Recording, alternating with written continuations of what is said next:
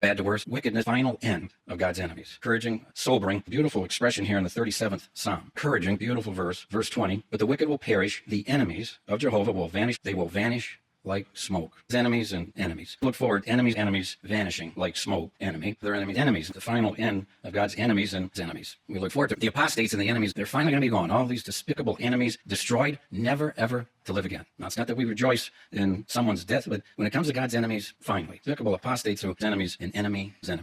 Go back to Psalm, the verse 20, just to emphasize this.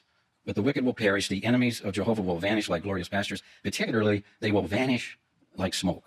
Like smoke.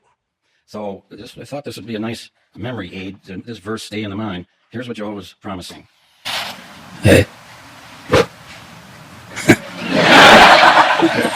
That's Jehovah's enemies. They're going to vanish like smoke. They're going to vanish like smoke.